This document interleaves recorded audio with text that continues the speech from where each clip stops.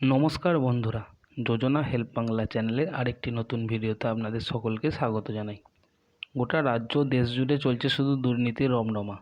কখনো এসএসসি দুর্নীতি, কখনো প্রাইমারি দুর্নীতি, বা আবার কখনো ওবিসি সার্টিফিকেট নিয়ে দুর্নীতি। এবার দুর্নীতি এখানেই থেমে নেই। ডাক্তারি পড়তে পাস করতে হয় নিট পরীক্ষা। এবার সেই সর্বভারতীয় নিট পরীক্ষার প্রশ্নপত্র ফাঁস। নিট পরীক্ষার এই প্রশ্নপত্র নিয়ে দুর্নীতি কিভাবে হলো, কারা করলো, হাইকোর্টই বা কী রায় দিল, তার সম্পূর্ণ বিস্তারিত জেনে নিন আজকের এই ভিডিও থেকে। চ্যানেলে নতুন হলে অবশ্যই চ্যানেলটি সাবস্ক্রাইব করুন, যাতে এই ধরনের তথ্যমূলক ভিডিও খুব সহজে আপনার কাছে পৌঁছে যায়। ভিডিওটি প্রথম থেকে শেষ পর্যন্ত দেখুন, আশা করি আপনাদেরকে সঠিক তথ্য দিয়ে সাহায্য করতে পারবো। নিটের প্রশ্নপত্র কাণ্ড নিয়ে দীর্ঘদিন ধরে উত্তাল দেশ। সেই জল গড়িয়েছে রাজনীতির আঙিনা আদালত অবধি। সংসদে বিরোধীরাও এই নিয়ে সুর চড়িয়েছেন। কেন্দ্রীয় শিক্ষামন্ত্রীর পদত্যাগের পর্যন্ত দাবি তোলা হয়েছে। কিভাবে এই প্রশ্নপত্র ফাঁস হয়েছিল, এবার সুপ্রিম কোর্টে তা জানিয়ে দিল সিবিআই।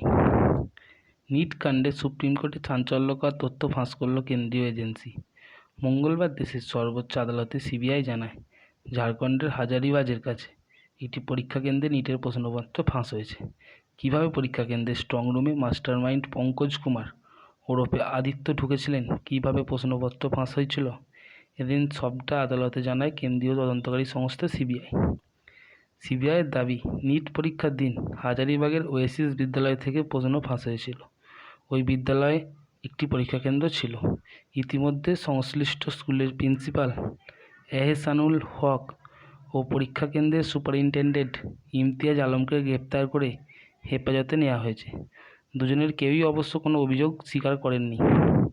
মঙ্গলবার সুপ্রিম কোর্টে কেন্দ্রীয় এজেন্সি সিবিআই দাবি করে, অর্থের বিনিময়ে নিটের প্রশ্নপত্র ফাঁস করা হয়েছে। ফাঁসটা করেছে এহসানুল ও ইমতিয়াজ। সিবিআইয়ের কাছে ওই পরীক্ষা কেন্দ্রের ফুটেজ রয়েছে বলে জানানো হয়। ওই ফুটেজে দেখা যাচ্ছে স্ট্রং রুমের সামনের দরজা তালাবন্ধ রয়েছে বলে জানানো হয়। ওই ফুটেজে দেখা যাচ্ছে যে স্ট্রং রুমের সামনের দরজা তালাবন্ধ ছিল। সেই চাবি ছিল সুপারিনটেন্ডেন্টের কাছে। তবে স্ট্রং রুমে প্রবেশের জন্য পিছনের দিকে আরও একটি ছোট দরজা ছিল। সেই দরজা জেনে শুনে দুই অভিযুক্ত খুলে রেখেছিলেন। পরীক্ষার দিন সকাল 7:12 নাগাদ বিদ্যালয়ে ঢোকেন পঙ্কজ। এরপর স্ট্রং রুমের পাশে স্টাফ রুমে তিনি অপেক্ষা করতে থাকেন। 7:53 স্ট্রং রুমের পাশের দরজায় তালা দেওয়া হয়। এর ঠিক মিনিট কয়েকের মাথায় পিছনের ছোট দরজা দিয়ে সেখানে ঢোকেন। 9:23 নাগাদ সেখান থেকে বেরিয়ে যান। সিবিআইয়ের দাবি, স্ট্রং রুমে ঢুকে নিটের প্রশ্নপত্রের ছবি তুলে কাউকে পাঠিয়েছিলেন পঙ্কজ। এরপর সেই ব্যক্তি সলভার গ্যাংয়ের কাছে পাঠিয়ে দেয়। সলভার গ্যাং ঝটপট করে সকল প্রশ্নের উত্তর লিখে নেয়। এদিন সুপ্রিম কোর্টের প্রধান বিচারপতি DY চন্দ্রচূড় জানতে চান, ফাঁস হওয়া প্রশ্নপত্রগুলি কতগুলি কেন্দ্রে পাঠানো হয়েছিল। জবাবে সিবিআই জানায়, এখনও অবধি বিহার ও পাটনার 4 জায়গায় পাঠানোর কথা তারা জানতে পেরেছে। এদিন কেন্দ্রীয় এজেন্সি হয়ে শীর্ষ আদালতে সওয়াল করলেন সলিসিটর জেনারেল তুষার মেহতা।